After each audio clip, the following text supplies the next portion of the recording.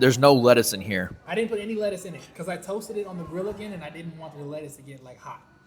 Got it. I feel like this would be like a 9, personal preference, okay? I'm not bashing you at all.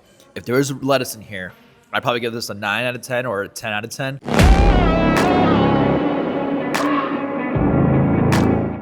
Everyone, welcome to another interview of the 402 and Out podcast. I'm your host, Connor Wiesman, and with me today I have Tay Westberry.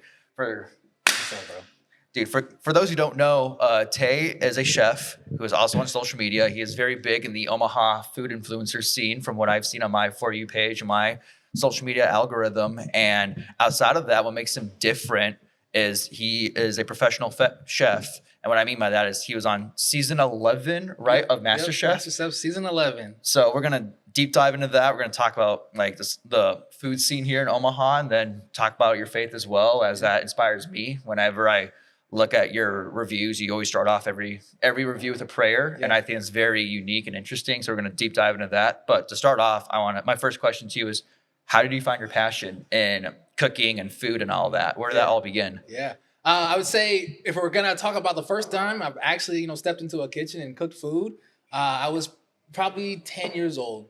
I always noticed the difference between like my mom's cooking and my dad's cooking. And when my dad would cook, the food always tasted better. And I'm like, as a 10-year-old, you don't understand spices. You never, it's not something that your parents, regularly teach you. It's like, hey, here, I'm going to give you food just to feed you. And so that really sparked my interest. I wanted to know why the same dish that, if my mom were to make it and my dad were to make it, it would be different. And so I started cooking at about 10 years old and just continued after that, man. And I saw how it brought people together, on the holidays, how everybody would come to my mom and dad's house and just look forward to having a great meal. Are you good? Are you good on sound? Yeah, we're all good. Okay. All right. And so I loved it. I loved seeing how people would look forward to the prime rib and be like, how did you make it this year? And so I just wanted to give that experience to people of being able to enjoy good food. I didn't really cook a lot in high school for people, but after high school, I moved in with one of my good friends, DJ Devin Dupree, and we would have these big barbecues, and we would invite, 100 people to our house and cook all day, jerk chicken, briskets. We would have Friendsgivings where we would have 3 different turkeys that we would make, and I love the opportunity to bring people together, and, you talked about faith, these were opportunities that I was able to talk about it to people and pray for people and just, that's it. I would say that's where my passion comes from, being able to serve good food to people, man. So let's go back to when you were 10 years old. Yeah. Do you remember that first moment? You're like, all right, mom and dad, I'm going to cook food for you guys. Yeah, yes. It wasn't even for them, it was for me. Oh, for yourself. Yeah, okay. Yeah. The dish that I made was a dish that my dad actually called eggs rancheros, but really it was chilaquiles. Can you explain what those are? Okay, so eggs rancheros is a dish where you take some kind of Mexican or Latin-inspired salsa, and then you cook your eggs in it. Whereas chilaquiles is what my dad really made, what he called it, eggs rancheros. Where you take tortilla chips into a pan, saute them up until they're nice and crispy, pour a Mexican salsa over top, toss the chips in it, and then lay your eggs on top of the dish after it's already been plated. So it's an amazing dish. And if you want, I can make it for you today. I don't know if your palate is for that, but I can definitely make it for you today too. We'll see. Okay. As I said before, I'm a picky eater, but it sounds good. I might give it a shot. Okay. So, that breakfast burrito that you were talking about, we're going to try that. We're going to definitely do that. Off topic, guys, but when we were setting this interview up, he was telling me, what's your favorite like Latin meal? And I'm like, I'm your basic street taco breakfast burrito guy. And he goes, I can make you the best breakfast burrito. Yes. Chorizo breakfast burrito. Like let's be particular, man. Yeah, chorizo. There's a difference because I had tried a steak breakfast burrito in Javi's and like it was still good, but I just preferred chorizo. Yeah. And because you prefer chorizo tells me that you do like some flavor because steak is steak. Chorizo, there's a lot of different spices that go into making a good chorizo. So I'm like, as you say, you don't have a great palate. You do. That you telling me that you like chorizo says because there's clove in chorizo. Clove is clove is what makes chorizo, and it is a very, very pungent, strong flavor. On top of the rest of the chiles and cumin and chili powder and chile guajillo, like there's a lot that goes into making chorizo. So to say that you like chorizo, I'm like, you like good food, bro. So I'm just overthinking. That's what you're saying. Yeah. Well, or you've had food prepared, and this is what a lot of people run into. When they go and try something new, they haven't prepared by somebody that doesn't know what they're doing. And so that's your impression of it. You're like, I mean, I went to a restaurant, I ordered this dish. I would assume the person in the back is a professional, and I didn't like it.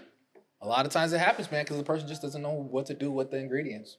Got it. Yeah. Well, thanks for sharing that. Now I'm not overthinking with my picky eater self, Yeah, but yeah. no, I appreciate that. Yeah, of course. So, let me restate this. How did the local food scene in Omaha shape your palate growing up? You know, growing up, I can remember one spot that still to this day, like brings me back to my childhood, and that's Lansky's. Have you ever heard of it? Never have. Okay, so Lansky's was like your kind of traditional Omaha style Italian food back in the 90s and early 2000s.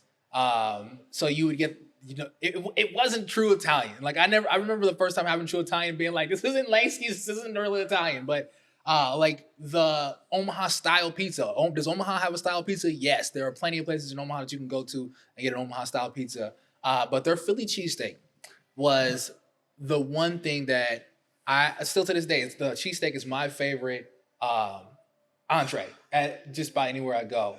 And they used to have this cheesesteak that you would get it, and the bag with the grease would be soaking through. And if you don't know, that's a sign in Philly that you got a good cheesesteak. It's if the juices and everything are starting to leak through the bag, but your bread that you have it on isn't starting to fall apart yet.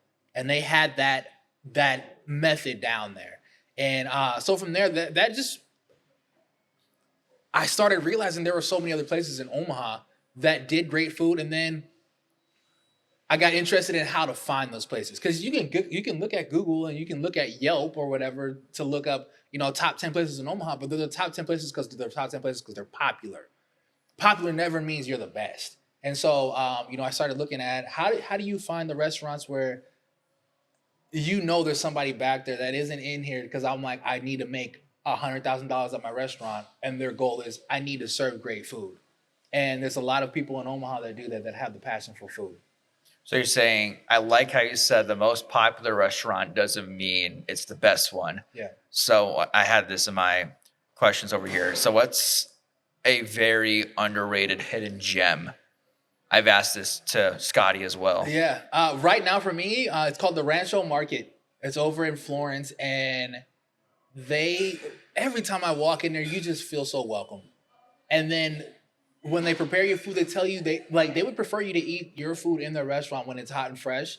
And just that alone, it's more than I just want to serve you food and get you out of my place. It's like, I want you to experience my food. So you sit down there, and then, like I was just gonna say, you get the regular carne asada street tacos, and they hand press all the tortillas, and the meats there are always so I literally drive past it daily, and I'm like, should I stop? I would definitely say the Rancho Market right now. And then, outside of them, there's another food truck, Pollo El Carbon, over in South Omaha, and they have the best, what I guess if you want to call it in American terms, grilled chicken out there. And they only serve it 2 days a week, Saturday and Sunday, and they sell out every single time. No, people don't know about it outside of the people that know about it. Have you ever worked in a restaurant? Yes. You kind of hesitated there. Because it's when you work in a restaurant, man, it brings that out of you. It is tiring. Do you want my first restaurant, or do you just want all the restaurants I've worked in? Let's do all the restaurants you've worked at. Okay. I'm gonna tell you, the list isn't very long, but I started out at Best Bison because. And I'll tell you this before I go into this list. I wasn't a chef, so-called. And I in some ways, I won't even call myself a chef, because when I go work with people that have been in the restaurant industry their whole life, and I compare their knowledge to my knowledge, and I always say there's a difference between knowledge and not talent. What's the word I'm looking for? Maybe it is talent. I can compare my talent to their talent, but their knowledge to their knowledge don't. And so, my first restaurant would be Best Bison back in 2021. Following that, I worked at Canara. And then following Canara, I worked at Salted Edge. And before Salted Edge, I got my ass handed to me at Cheesecake Factory. After Salted Edge, I was tempted to go back into, working at the restaurant industry, but I found out working restaurants, I'm not good with repetitiveness. Repetitiveness in the sense of I'm going into the restaurant. I know I'm going to be on what's going to be on my prep list. I know I need something fresh. And that's what's really brought me into the lane of consulting and menu curation, because it's always changing. It's always new for me. So, would you ever start your own restaurant? Yes, I would. It would have to be something very particular, though. Running a restaurant, especially in today's day and age, is extremely tough. You have, just us sitting in this restaurant right now, right? They have what? 1, 2, 3. They have 3 tables getting ready to sit down. And you got to hope that these 3 tables and whoever else comes after you is just going to be enough to pay your servers that are working, and to pay the cook that's in the back, to pay the manager that's created the schedule, and then pay the bills that are keeping the lights on. You still haven't made $1 yet, bro. You haven't, and then all right, well, now we got to serve food. Mexican restaurants like this give away, free chips and salsa. Well, I still haven't made anything yet, and now they're eating in my restaurant. And then you say, all right, now I got to price the food at where it is till I can make money. And then people come in and they see the price of the food. They're like, we might have to go somewhere else. And now you've lost the customer. And so I am really just waiting for the right opportunity to where I can create. What I want to do is have a cafe. Breakfast and lunch is what I serve. And then we double down as a catering kitchen. And catering is, I tell people all the time, if you want to work in the restaurant industry or work in the food industry, go into catering, because the margins are way better. You don't have to worry about, people. You don't have to pay a server. You don't have to pay a hostess. You don't have to pay a cook. You might have what I do is I have one other person, and I call him anytime I have orders that are upper scale, where they want, maybe a 5-course menu or something like that. But like if it's 150 people and you want me to make enchiladas for you, I'm doing it by myself, because I know I can execute it and the food's gonna be good. But also I'm gonna be able to keep every dollar that I've put into it. And I charge you, let's say, $18 a person for premium enchiladas, rice, beans, and a couple different salsas. I'm sorry. I'm just trying to process everything you just said, because my bad. You should have said take chill. No, the brakes, bro. No, you're all good. And then, I guess, would you consider yourself an entrepreneur as you do like social media? Oh yeah. It's wild how, and I think people get into one thing and they're like, this is the only thing I can do now that I'm in this. Because social media for me was not something that I was like in my list of goals. Back in 2020, I was quit my radio job. Obviously, I couldn't DJ. I wasn't a chef, so-called, so I wasn't, doing catering or anything like that. I was driving around doing what is it called? Like Uber Eats and door dashing. I was door dashing to put food on the table. And I had to stop at a pawn shop. And, I spent a little time walking around, and I had been watching food reviewers at the time. Dame Drops was my biggest influence in the food industry, like the food influencer / reviewer industry. And I thought he was funny, man. He made up these words and stuff and everything. And his review style was it matched my personality. And so I picked up this GoPro, and I was just driving around with people's orders and talking about whatever food it was, just playing around. I wasn't actually opening their boxes and everything, but I was just having fun, talking on camera. And then one day my daughter and I had planned a little treasure hunt with us, and we were rolling around. We went to Freddy's, and I put out the GoPro, we were recording all this for the GoPro, just document or whatever. And we did the food review in the car, and I went back and looked at it, and that was the funnest part of the whole thing. We were having the most fun talking about the food. And I was like, damn, man, maybe I should start doing this. And so, but picking up the GoPro then led into becoming curious about filming, and not just filming anything, but filming food. And I became fascinated by like a lot of LA content creators. They weren't doing food reviews, but what they were doing to support local restaurants was they were going in and then just showing a dish that they prepared and how they prepared it, but they made it cinematic. Okay. And I was like, damn, I kind of wanted to learn that. It's like behind the scenes. Yeah. And that's where really my interest for doing video came from. And then I just got bold with it. And like my friends would be like, I need somebody to record a music video for me. I'm like, shit, like I got some pretty cool tricks up my sleeve. Like, let me record your video.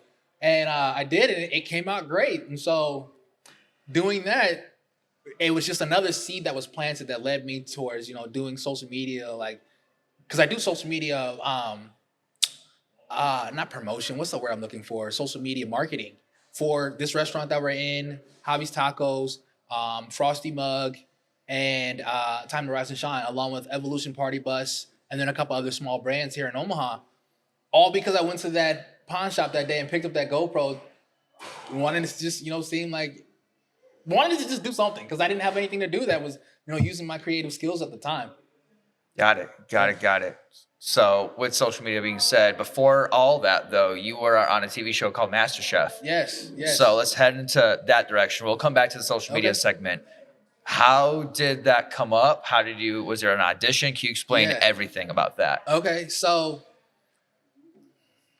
for years, my mom was like, you're going to be on a cooking show. You're going to be on an Iron Chef show for years. And I was just kind of shrugged it off like, whatever. And my girlfriend at the time, wife now, sent me this audition for MasterChef. I was like, you should fill this out. And I'm like, all right, whatever. I kind of just shrugged it off. And then my mother and my wife now got together and they're like, did you fill out the application? I was like, no. They're like, do it now. And so I filled it out then and submitted it, and it didn't go through. And they were like, we're filling it out for you. And I'm like, okay, whatever. Because at that point, I was just like, I'm not doing this. And so they resubmitted it, and I got an email from a producer, and they were like, we're interested in casting you for MasterChef. So at that point, they because I couldn't go to any major cities to do an actual in-person casting because they always did it on Saturdays. And I've been a wedding DJ for 16 years. And so Saturdays are taken up. Like I can't fly out to any city to do this. So I had to do it virtually.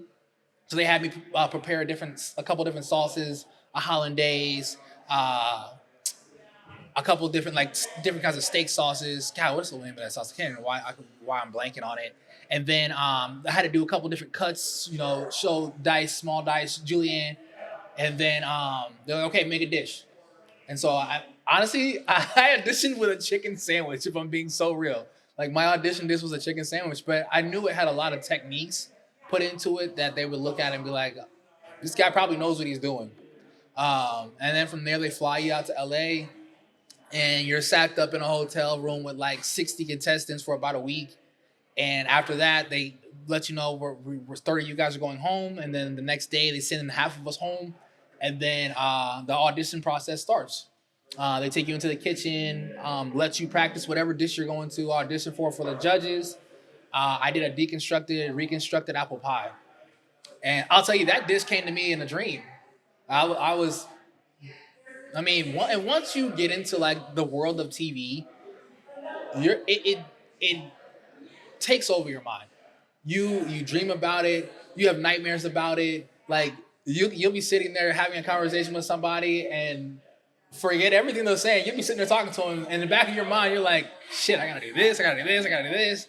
And that was the start of MasterChef, man. How far you want me to go into everything? Because later on, I wanted to. I guess I can ask you this. You're so far with my research, you've been the only Nebraska representative, so native from Nebraska, that's been on the show. Yep. So how did it feel to be the first one to represent Nebraska? Yeah, it was incredible. Honestly, I really wanted to show up for Nebraska, Omaha, and then because I remember people telling. First off, I'm black, and so when I got out there and people were like, "You're from where?" Obviously, the first question was for me. There's black people in Omaha? I'm like, yeah, bro. Like, we got a whole community of black people.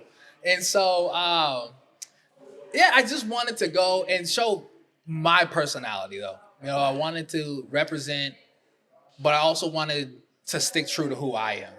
So, yeah, man. I mean, and even after me, there were, I believe, two other contestants from Omaha, Nebraska that auditioned and for MasterChef too. But they didn't like move on to like be on the show though, right? No, they were on the show. I don't think they got aprons, but they were definitely on the show. Okay, so I guess that's probably what my research meant was like, can you describe what that means? Because maybe not everyone that's watching or listening has seen a single episode of MasterChef. Yeah. So MasterChef, you take a home cook and you put them on a stage to perform as if they have the talent to be a true chef. And so you go in as, a home cook and you come out most of the time as a chef, knowing some sort of actual kitchen etiquette. And you have when you audition, you get to you pass the audition process, and then you still have to go and cook for your apron. And that's when you have officially became a MasterChef contestant in your top 15 or top 20 or whatever it is. Okay. And then who were the judges that you had to perform in front of? Well, I was so lucky that every week we had a new celebrity judge. Okay. And so the three main judges were Joe, Gordon Ramsay, and Aaron Sanchez. But every week, like I said, we had a new celebrity chef. And so I cooked for Morimoto. I cooked for Paula Deen. A lot of them. I can't even remember all of them. Like John Silverton, I think was his name. But yeah, so every week it was tough because it wasn't just it was three chefs and Joe's a restaurant owner. And so but he knows how to cook. Like don't let him fool you. And so yeah, every week it was a different chef, and they treated it like you were in their kitchen. So when they would come up and talk to you, how are you preparing my food? It wasn't even your food. How are you preparing my food tonight? You said Gordon Ramsay, and like I'm not huge in the food industry, but like everyone knows who Gordon Ramsay is. Yeah. And you made it to the top 10. Yep. So you were there for quite a while, it sounds like. Yep. So I guess with that being said, behind the scenes, how much did you interact with the judges, like off camera? So off camera, I mean, every scene on TV you have about 45 minutes to an hour to cook, and then time in between. And so we would have probably 20 minutes each section to interact with the judges off camera. But if they were to production, we're still just regular people. To production, Gordon Ramsay, Aaron Sanchez, Joe Bastianich, they're celebrities. So we're not like, yeah, man, so like, what do you think? How you doing? Like, when I shook Gordon Ramsay's hand at the end of the show, that was the first time like I had shaken his hand, Was that when you met him? Was that when he got eliminated?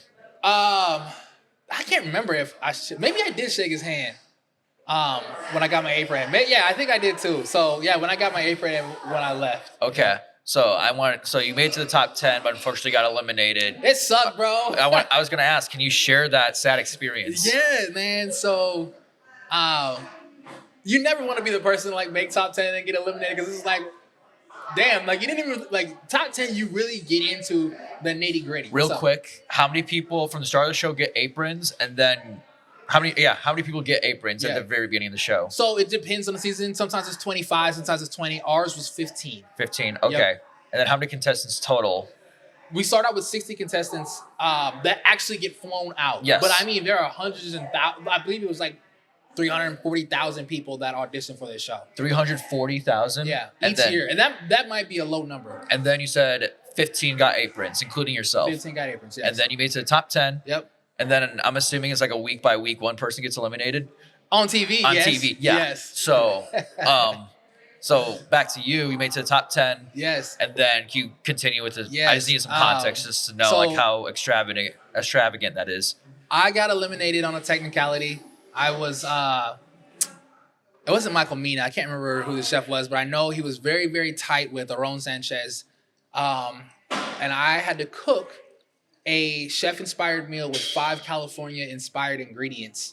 And I left one of the ingredients off, and that being uni. You know what uni is? I've heard of it. Sea urchin. And so very like umami type element in a dish. And so, yeah, it was definitely that elimination was test of who I wanted to represent myself as, because uni is something that you can say you threw in any part of the dish.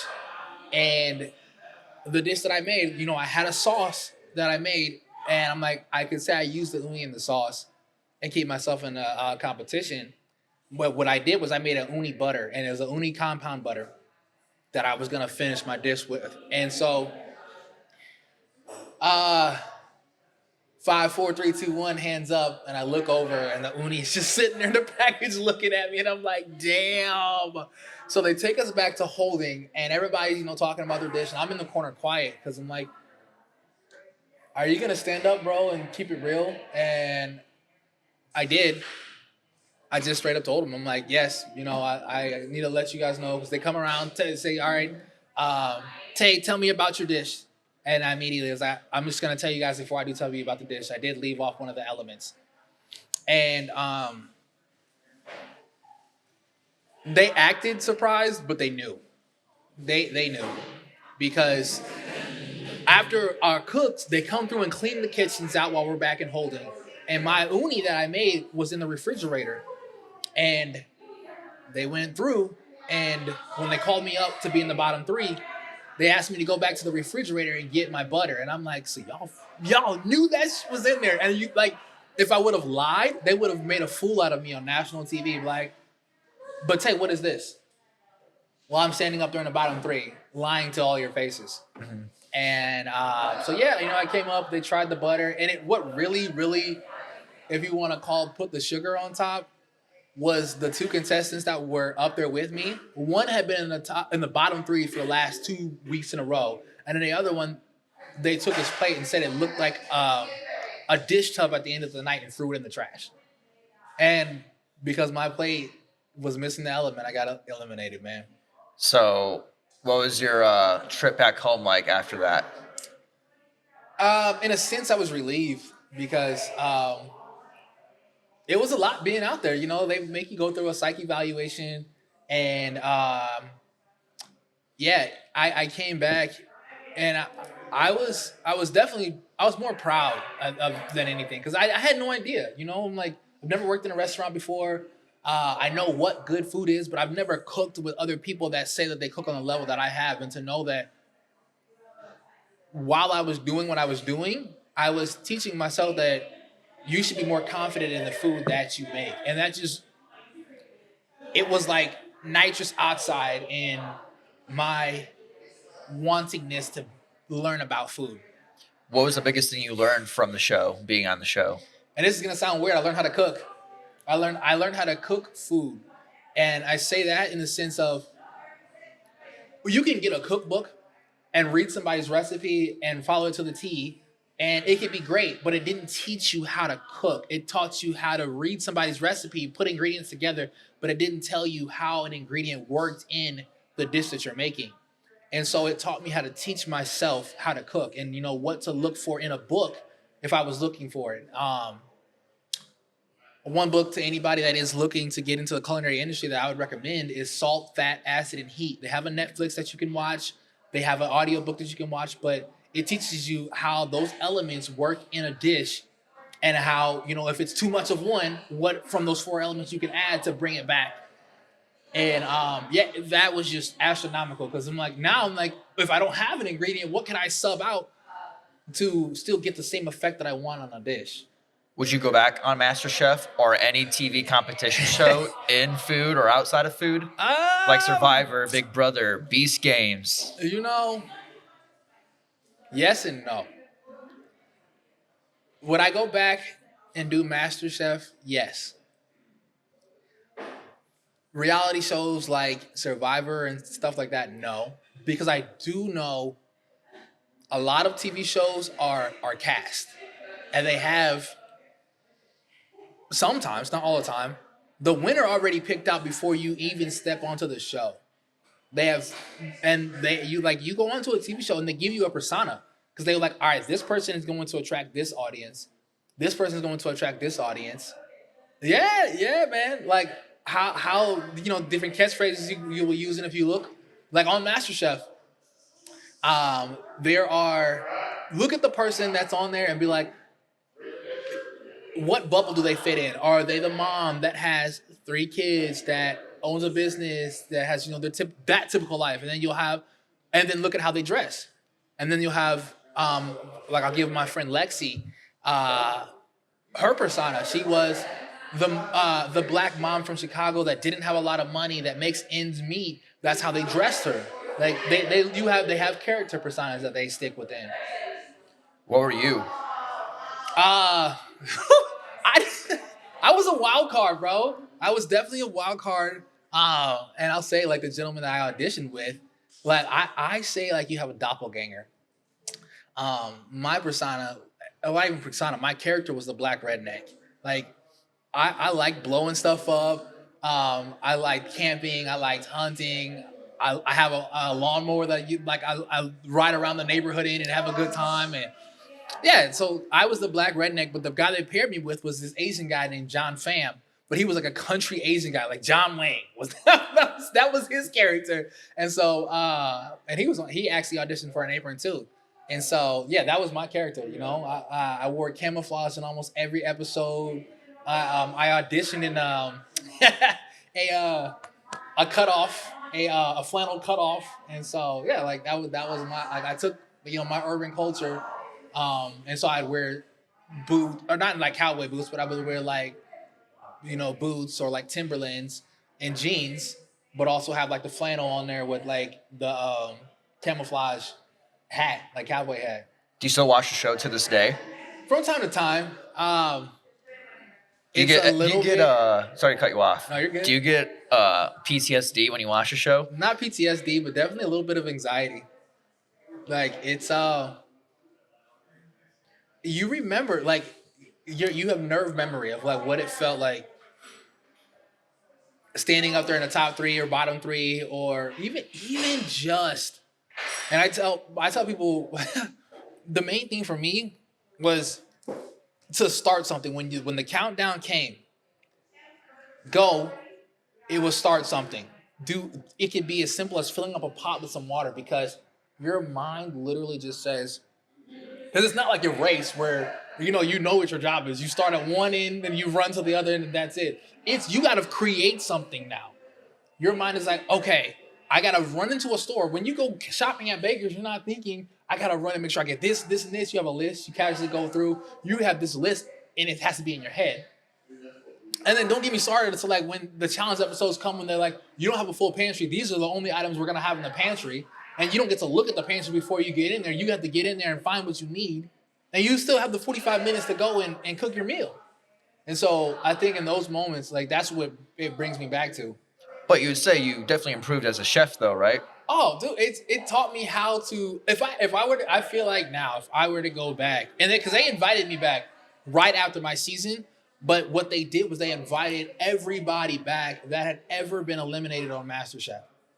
And after I knew what it taught me, I'm like, these guys have had even just a year span from the time they were on. You grow so much. I'm like, and you want me to go back on this? Not even a year later? I was like, and compete with people that have been on this since season 1? I'd be getting crushed. But now, if I went back, I feel like I would definitely be like because I got invited back again, and I was going to compete against home chefs, and I was like, it wouldn't be fair. It straight up wouldn't be fair. I was like, I know too much now. What does Nebraska food culture get right that outsiders might miss? I think hospitality. There's a lot of places in Omaha that when you walk in there, they're so happy to have you there, and they want you to know that, and they make their food leaves you with a feeling. Whereas, some places I've been, they're just as you said earlier, come in, eat their food, pay, then leave. Yes, that's their goal. They don't care about your feedback. It's more like, turn the table for the next customer. Turn the table for the next customer. So what would you say when you think of hospitality? What are those Omaha, Lincoln, or small town restaurants that come up in your head when you think of the word hospitality? Yeah, absolutely. I'll definitely say Salted Edge. They had a full training process of how to connect with your customers. Things to remember about them.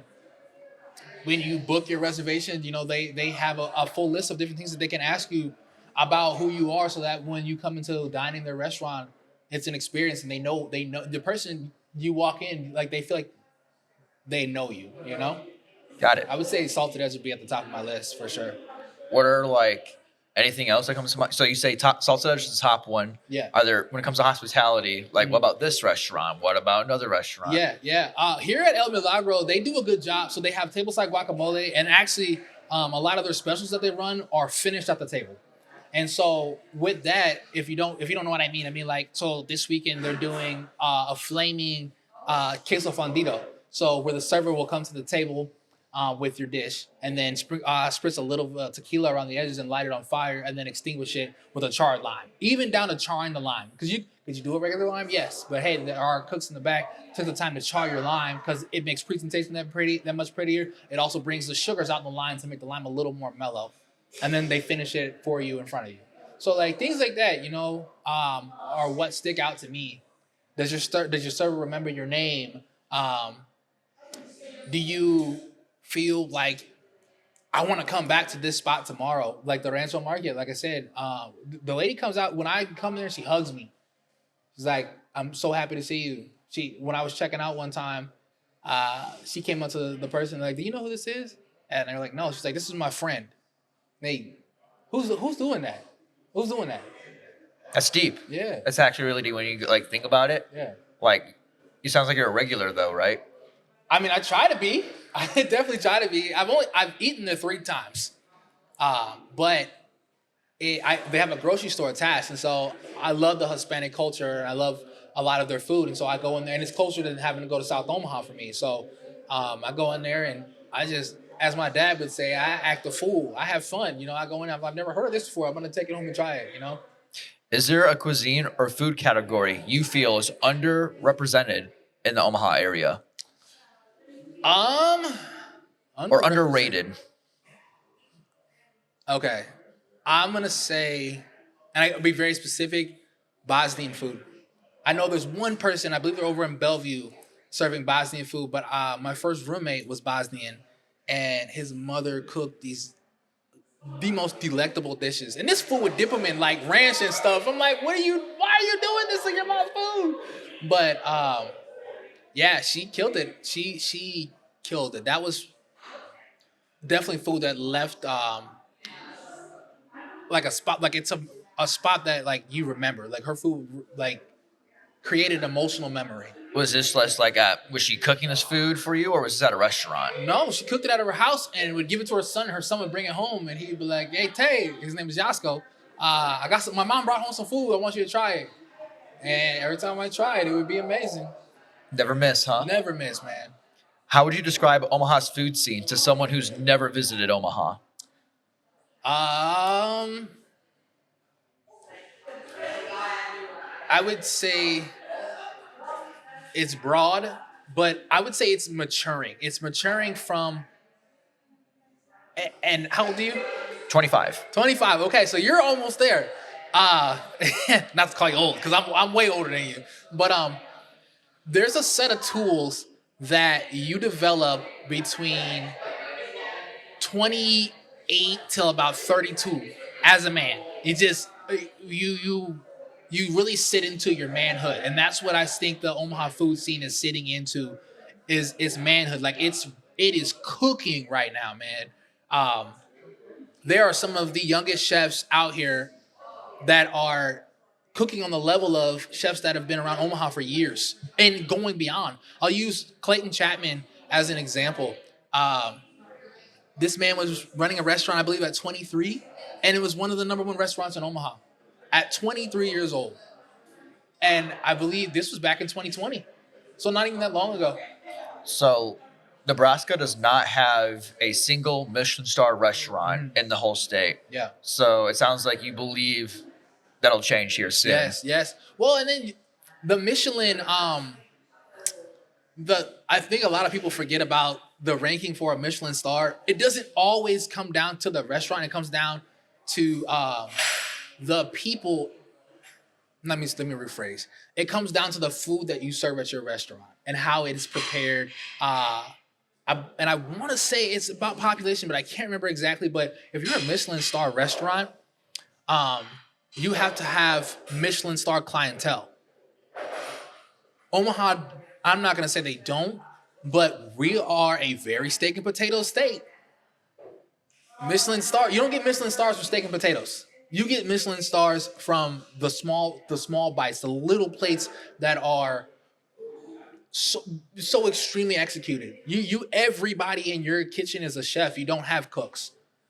And all this to say that takes money, a lot of money. And then you also have to have people that want to come and spend that money, not just for a week, daily. It's funny how you brought up like you need Michelin clientele. For the first person that came to mind was Warren Buffett, but he loves his McDonald's. I don't know if you ever heard about that. And Coca-Cola, bro. So like the richest people, like, and that's the other, and that's why I say we're maturing into that, is because culture is pushing our dining industry away from the I want chicken fried steak and mashed potatoes and gravy that came out of a can to I want food that is prepared by somebody from start to finish, not coming from Cisco. Like people want something authentic. Right now, we're in the world of AI and fake news. Like, my buddy sent me this article, and it was of this Waffle House worker that walked into a Waffle House and just picked up the spatula and started cooking, and whatever, it went viral. This same article was reposted in like 4 different states with a different person being the person that walked into Waffle House. Why? Because it was fake news, bro.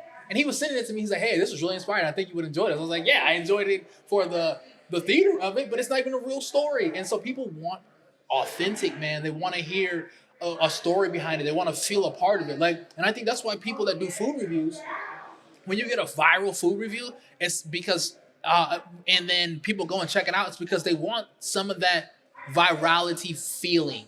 I was a part of a viral moment. I got to go because I see all the time. Like if I do a video that does good, people reshare it and they tag me. I saw Tay Westberry eating here, made it look amazing. Looked at the comments and I had to go. And now they're posting because they didn't have to post that on social media. But that happens with the videos that do really well. What do you think about your army of food influencers in Nebraska? Oh man, they are so dope. Like it's probably I've worked in a lot of groups of people, and I will say the interactions with them are probably the most authentic.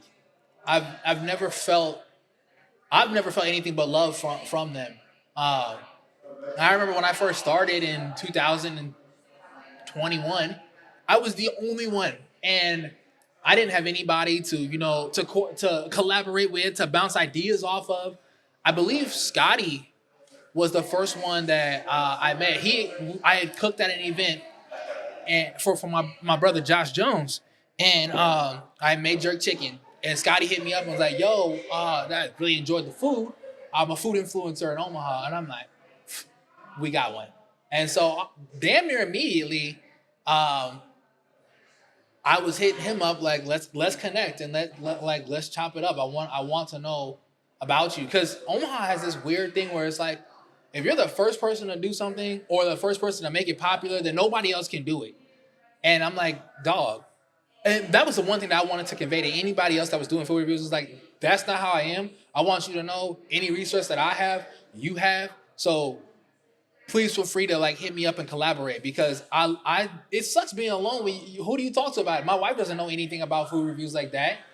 And so I mean, we have link ups, and we did a takeover at Williamsburg Pizza, and I mean, we had some of the OG food reviewers like Stacy Winters, who wouldn't even call himself a food reviewer, but more of like a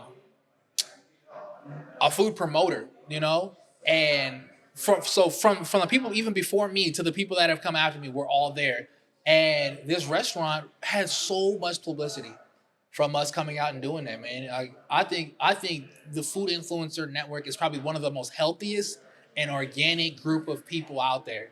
I mean, I've talked about like Kai, and everybody's so different, which is so dope. And I went out to New York City.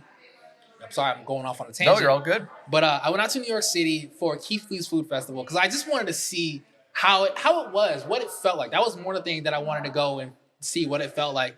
And when I was in New York, I saw groups of people that didn't all look the same. Whereas what I've noticed in Omaha is like if you're hanging out with a group of people, most of the time, all y'all kind of look similar. You know, you kind of have similar lifestyles. You guys all kind of dress alike. You all kind of talk alike.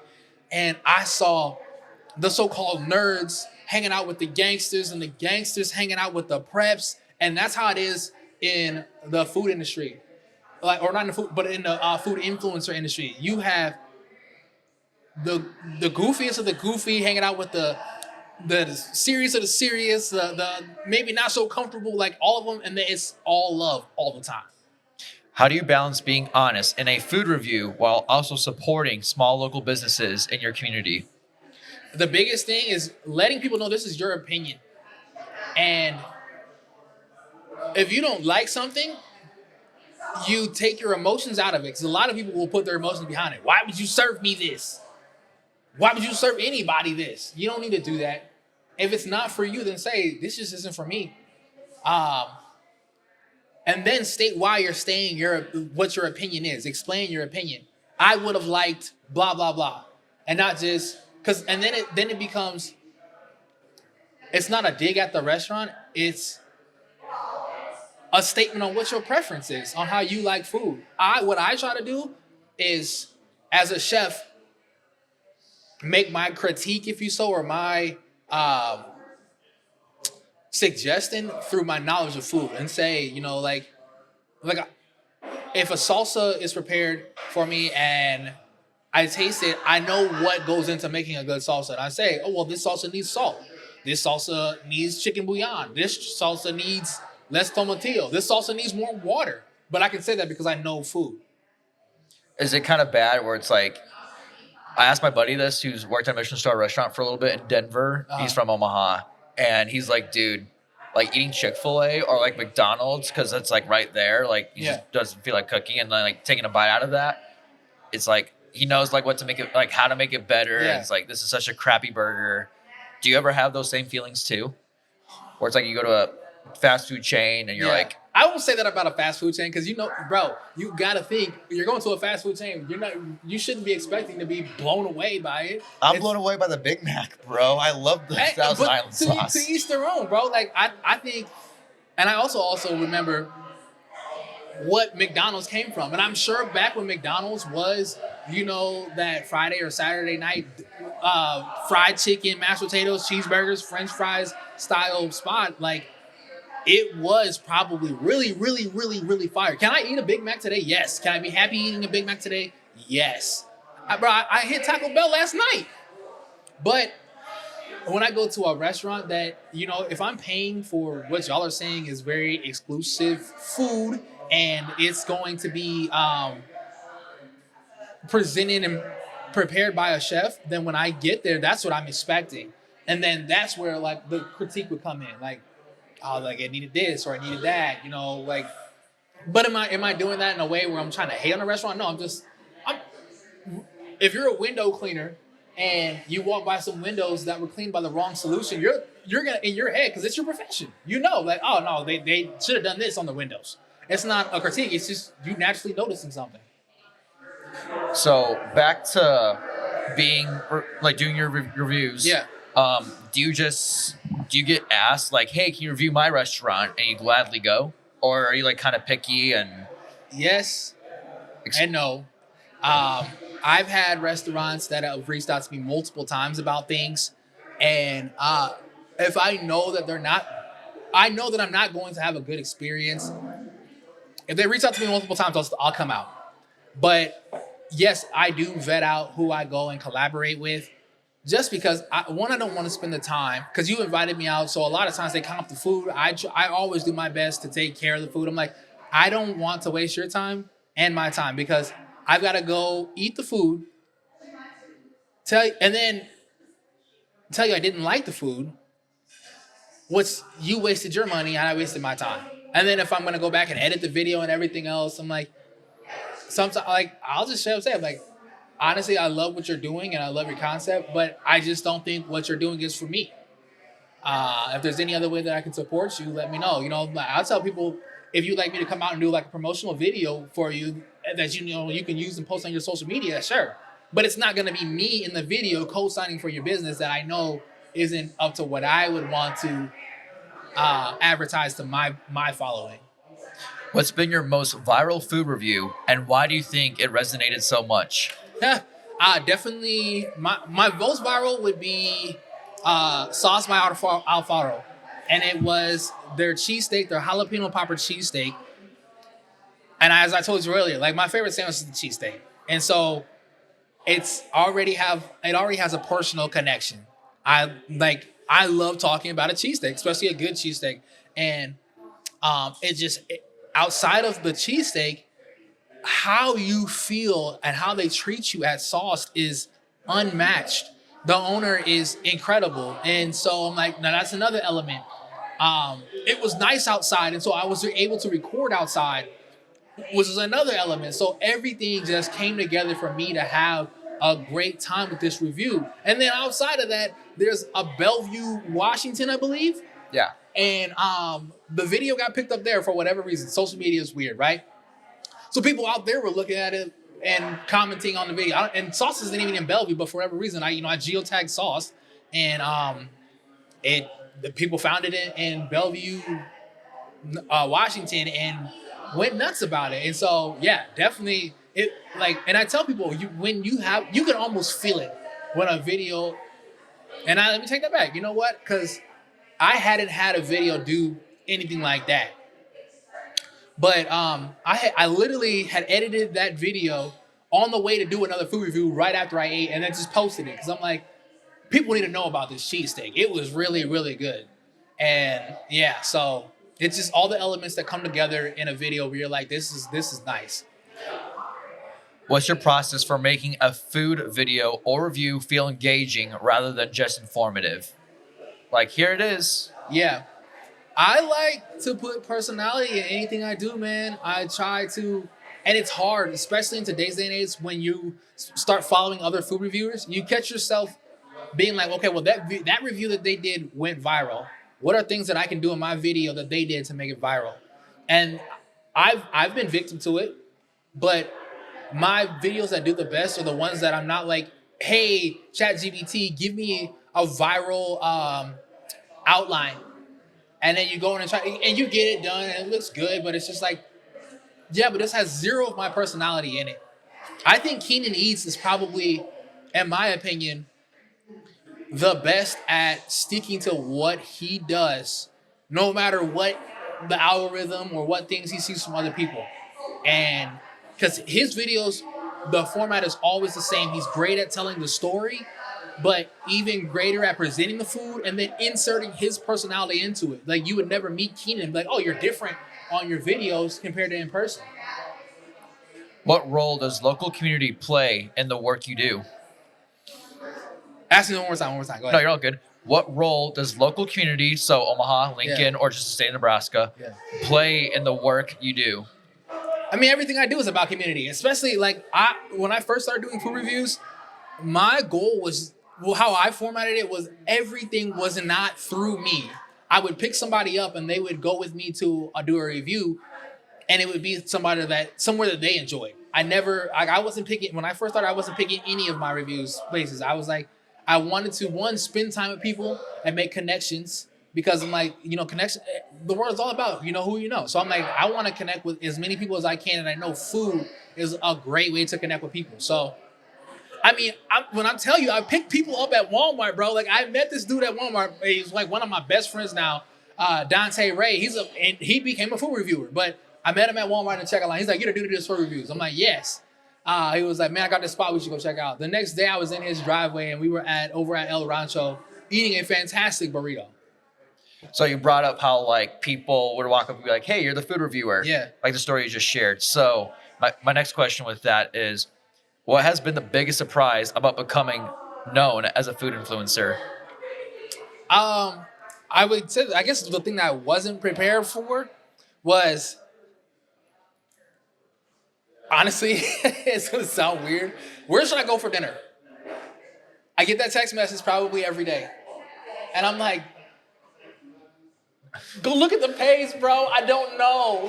Because then the next question, well, what do you have a taste for? What don't you like? Like that. And I always, I enjoy it because I'm like, you want to be a part of you want to go and support me, and I love that. I love that you consider my opinion when you're thinking about where you want to go on a date to or anything. But yeah, I would say that would be the thing that I wasn't the most prepared for. Because I mean, before that, I did radio and DJ and nightclubs and everything. So people, I wasn't like the people coming up and saying, "Hey, you're this from this."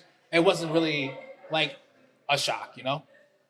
How has Omaha's food scene changed since you started covering it on social media? Because you said you began in 2021. Yeah. I think people are, and I think people are more interested on really putting the food that they have on display. And I'll use my friend Chef Joel from he is a chef and partner with Salted Eggs and Pivot Prime. He'll hit me up and be like, "Tay, what do you think about this dish?" Whereas before it was never like that, and especially when I worked for him, because I'd be telling him like, "Chef, you need to show people your food." He's like, I need you to get your black ass back in the kitchen. But I'm like, I gotta get this picture because like people gotta see this. And so, even now, the young woman Sarah that he has running in social media, they take the time to display the food. Has being from Omaha given you a different perspective on food culture that creators, or let me repeat that. Has being from Omaha given you a different perspective on food culture than creators in bigger markets? Yes. So are you talking about like how the food is here compared to how people prepare other places? Or are you talking about how influencers are here compared to influencers in other places? Both in a way. Okay. I guess mainly the first section you said. Yeah. So I had an opportunity to go out to Chicago earlier this year. And as I said in the video, I had my taste buds put in check because I didn't realize how vibrant the Chicago food scene was in all aspects, man. Like down to how they present their drinks at certain upper scale, establishments. I'm like, I understand why people leave Omaha and go to these places and bring it back here. Because is Omaha a creative mecca? Yes. But Chicago is an established creative hub. Like you go there and feel inspired. You go to New York City and become inspired and then bring it back here. And I've noticed there are restaurants here that are inspiring the Chicagos now. And so like I said, we're going from yes, we're a man to we are an established dapper young man now. That's what the scene is doing here. Like you can really get some food comparable to foods you would get in Chicago. And I use Chicago because you said that's where you're from, so Yep. I know the food scene out there is popping everywhere. Since you've been to Chicago, kind of off topic, but have you ever tried Portillo's? Yes. Favorite fast food place? And that's it, bro. You said it. It's fast food, and you don't. It doesn't taste like fast food here, bro. It's not our runza. It is like you can get, and it's open till damn near 2:00 in the morning. Now it is, yeah. When I was a kid, it closed like at 10, 11. Now it's like 2 a.m. 2 a.m. and you can go and get a fire Italian hot beef, a Chicago style hot dog. Like everything comes out. I'm not gonna say a 10, but for fast food, you're like, dog, there's no way I'm getting this through Uber Eats and it's gonna be this good. If I ever become, I always have the inside joke with myself is like, if I were to ever be like ultimately wealthy, Yeah. I would invest or partner with a company that would bring a Chicago here. Yeah. And then, as I brought up earlier off camera, how like I love the Good Life Sports Bar. Yeah. I'd be a partner in that too. Yeah. So those are like the two restaurants where I'm like, we gotta expand Good Life more, Yeah. and then we gotta bring at least one Chicago restaurant to Nebraska. Yeah. Yep. So hopefully that happens with me. I'm praying with it for you, bro. Oh yeah, appreciate that. Yeah. What's one Nebraska restaurant or food memory that still influences your content today? Does that question make sense? Yeah.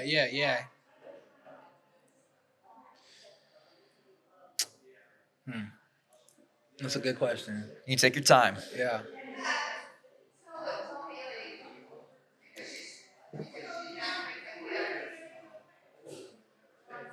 Oh man, you got me digging now, bro.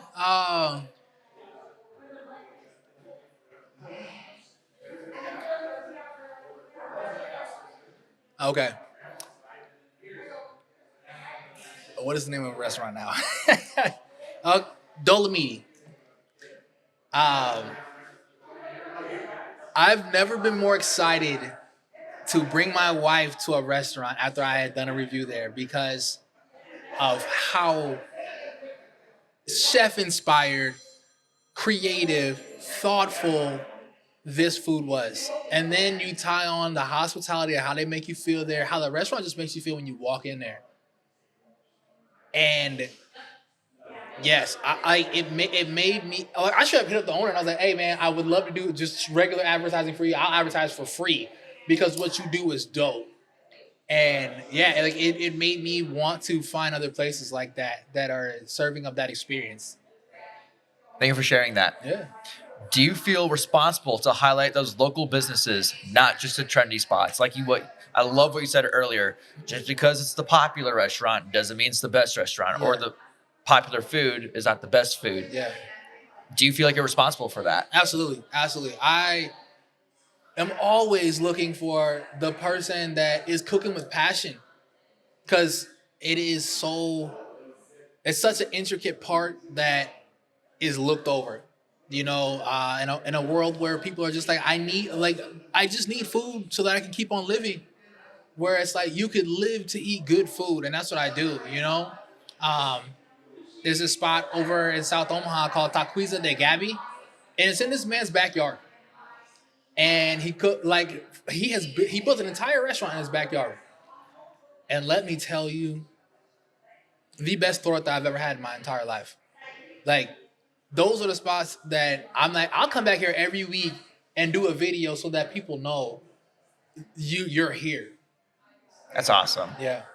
What's a misconception people have about being a social media food influencer? That you get paid thousands and thousands of dollars, bro. People think, and I know they do, because I have people reach out to me that I haven't talked to in years and ask me for money. I'm like, bro, what am I doing that makes you think, well, I see you get all these views and everything. I'm like, yes, and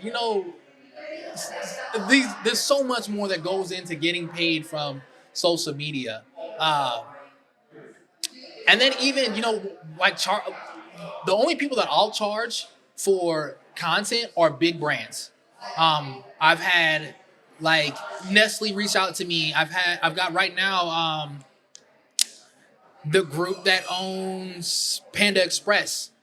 And so I know you guys have money. So I'm like, yeah, I'll definitely charge you to come and, do a review. And there's also a lot more stipulations that go into, partnering with companies like that. So yeah, those, yeah, you guys can pay me, bro. I guess. So you are open to saying you get monetized. Yeah. Okay. Yeah. Do you feel like, I don't know, I guess you kind of answered the question with the misconception, people asking for money. So I was going to ask, do you think people think that you're rich when you just answered that question previously? Yes. No, people think that you have money, man, but it's a lot of the times, the money that you spend on your food is the money that you'll make back from your video. No, I guess following up with that, when a local restaurant tells you to come in, do they usually compensate your meal or are you still paying it? I do my best to always pay for it because I don't want to take any money from you or take any food for trade for, to persuade my review. And I'm also, like I said earlier, I always want to support the spot. When I go into the rental market, she'll be like, no, just take it. I'm like, no, I'm not taking it from you because this is your livelihood. This takes away from your bottom line. Let me pay for my food. Faith. Oh, before I got one more question, then we'll head to the faith topic. Yeah. Does your content ever feel repetitive? So when I do a series, yes. I'm in the middle of doing the North Omaha Taco Tour, and I do that though because I'm like, there's one person out there, maybe two people out there that enjoy tacos as much as I do, and are looking for new spots to go get tacos. And so, I think when any content creator is doing a series, then yes, it feels repetitive. You kind of built an outline in your head. So I'm like, all right, I show up, I say, I did my research on the taco truck. So I'm like, this taco truck is on 99th and Irvington, and looking online, their quesadilla tacos look like they're going to be fire. And then, all right, your next scene is going to be you with the tacos. And so now you're going to do your intro. Are these tacos from North Omaha worth you skipping the trip to South Omaha to get tacos? And then you go into your bite or whatever else. And so those, yes.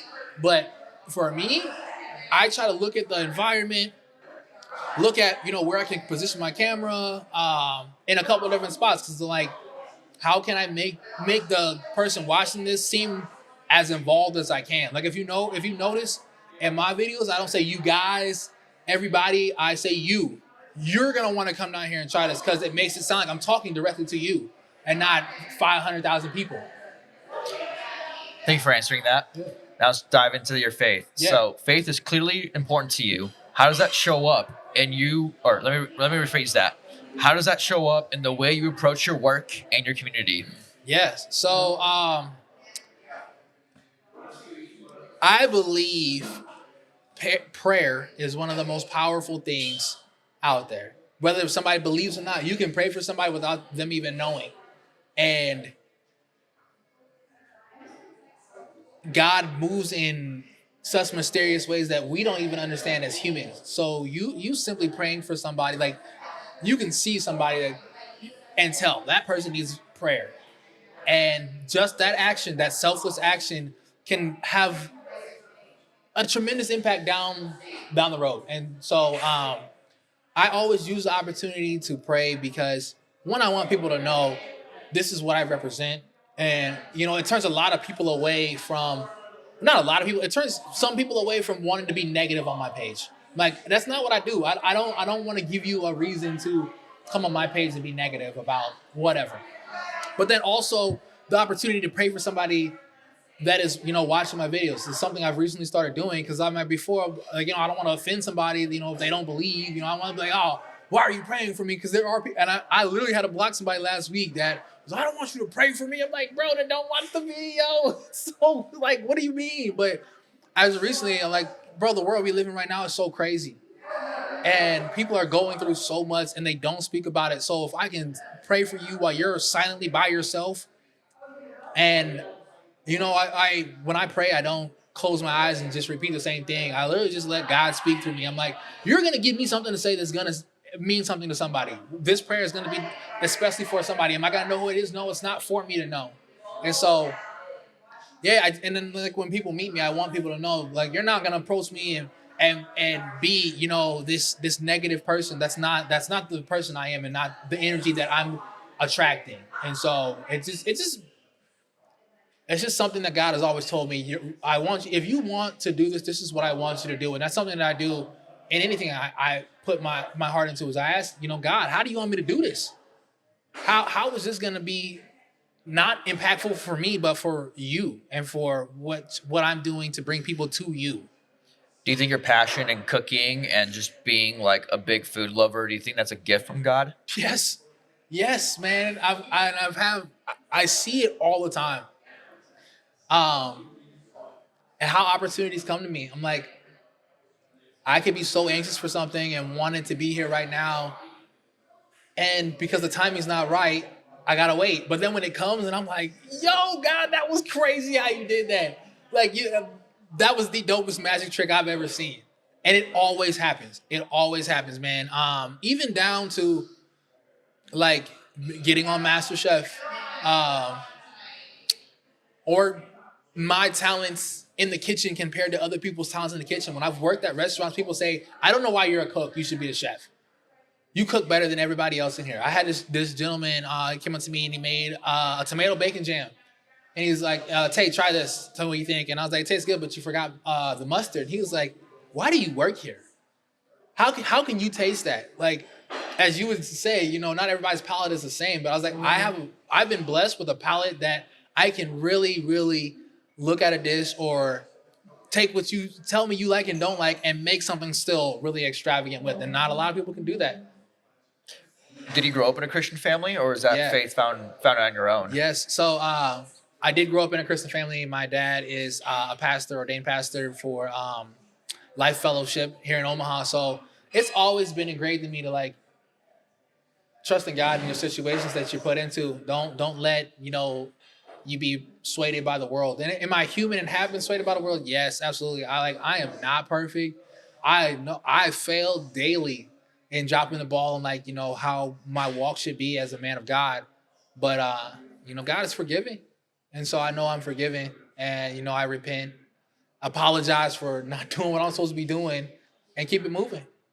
Would you say you brought your faith into MasterChef, whether it was on camera or off camera? Come on, man. I prayed every single time, man. I was in a little group that was in our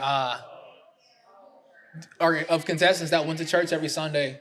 At the end of each one of my episodes, I would pray, thank God for the opportunity. And then even when I exited, I thank you, God. Like it was all you, it wasn't me.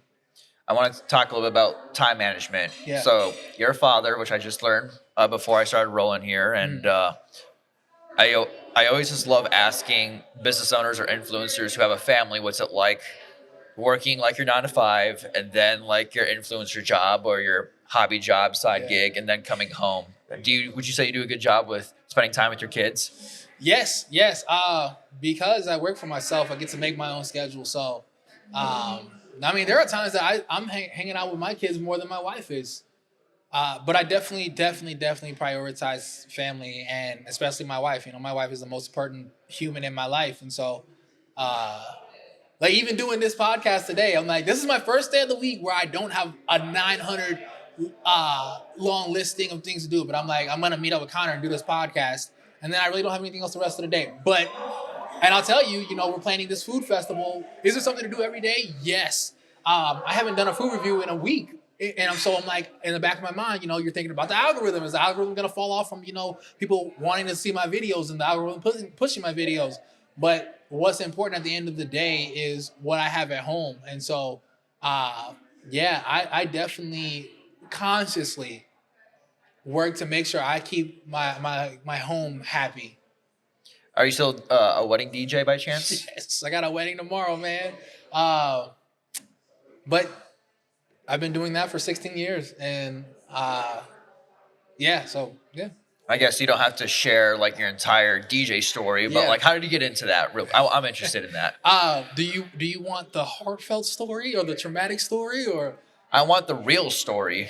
I don't see how becoming a wedding DJ could be traumatic, but yeah, more interested. When I tell you why I became a DJ, I think that's what I'm saying. Why I became a DJ is through trauma. Okay.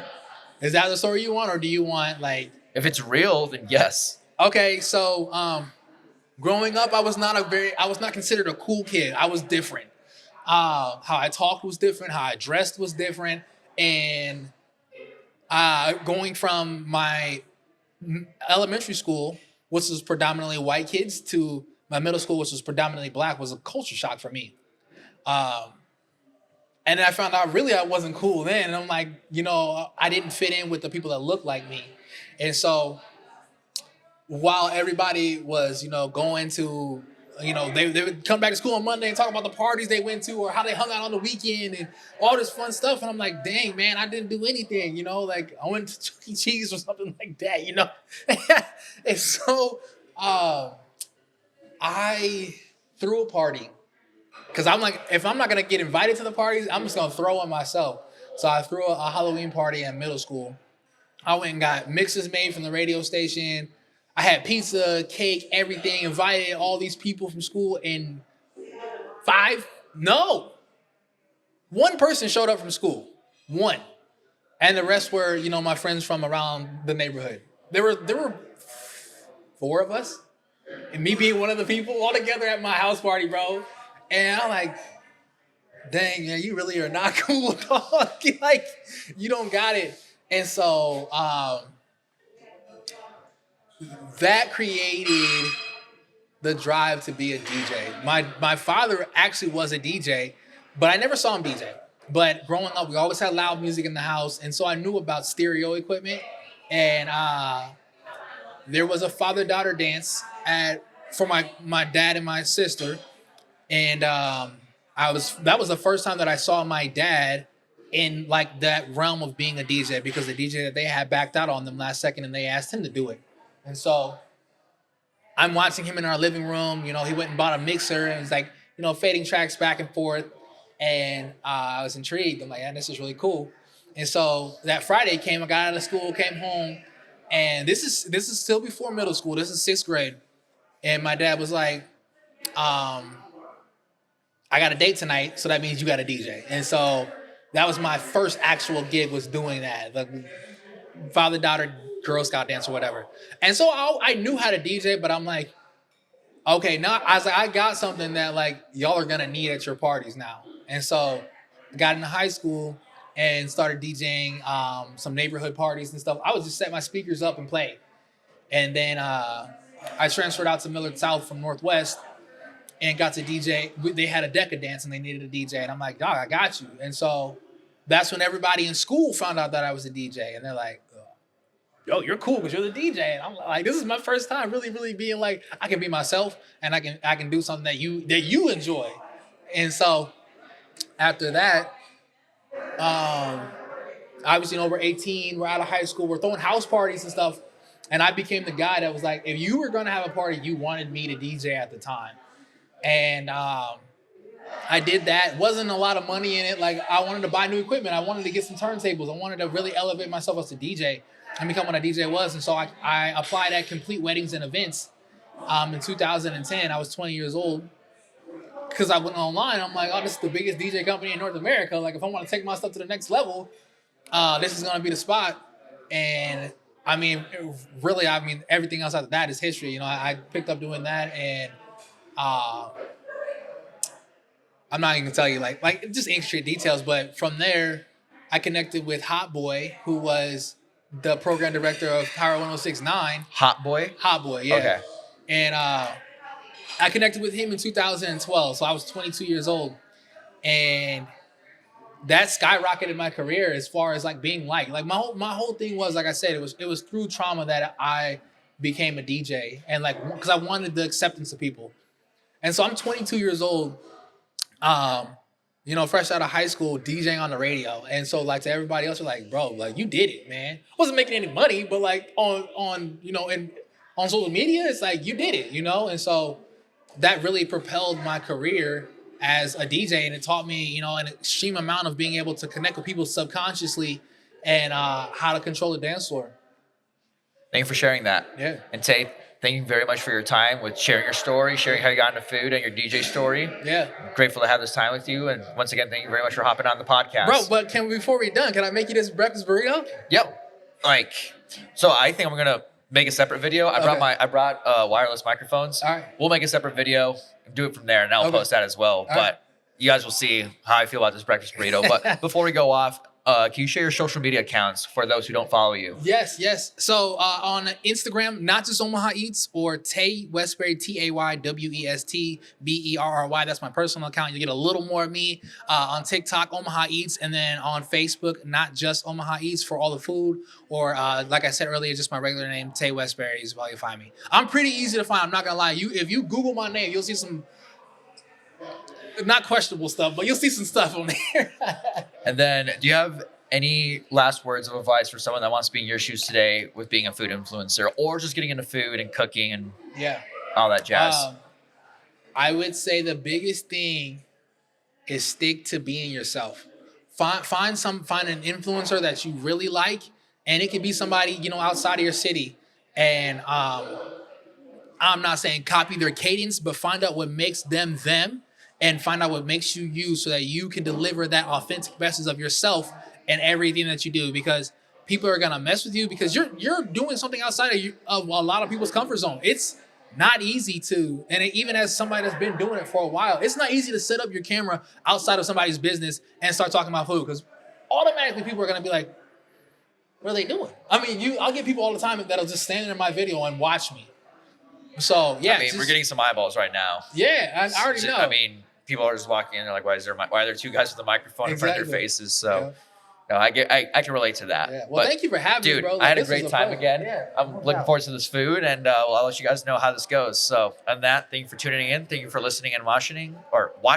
Yeah. And I'll see you guys soon. As we talked about in the interview, I had my breakfast burrito made by yours truly, Tay Westberry.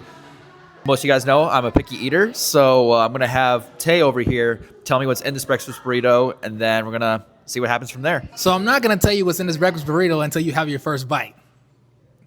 All All right. Cool. I'm not going to be over dramatic or anything. I'm not trying to clickbait anything, but I'm just going to give you my genuine reaction of this cheese pull and how good this first bite is. This is what it looks like. Here we go.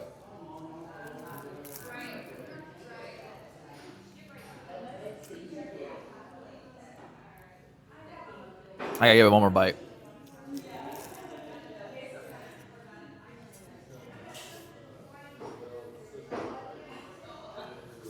This is what we got. And Tay, I'm going to have you explain the ingredients real quick. This is Connor's signature chorizo breakfast burrito. We have some nice crispy French fries in there for a nice bite. A little chipotle aioli. He said he likes heat, but not too much. So a little chipotle aioli to bring some spice and a little bit of smokiness. Fluffy eggs. We pan fry the eggs so they're nice and fluffy and sit in the breakfast really nice. A little bit of mozzarella cheese. Bringing a little salt and extra in there, and then the tortilla. I took a little bit of our chili oil that we use to make our birria and put it over the tortilla to give it a little more flavor, but also give it that nice pretty color. There's no lettuce in here. I didn't put any lettuce in it because I toasted it on the grill again and I didn't want the lettuce to get like hot. Got it. I feel like this would be like a 9. Personal preference, okay? I'm not bashing you at all. If there was lettuce in here, I'd probably give this a 9 out of 10 or a 10 out of 10. But with it right now, with the French fries, which I never had French fries in a burrito before, this is gas. I would recommend this picky chorizo breakfast burrito for sure to anyone. I would give it an 8.5. Again, coming from a podcast host, not a food influencer, but I appreciate your time with making this. I appreciate it.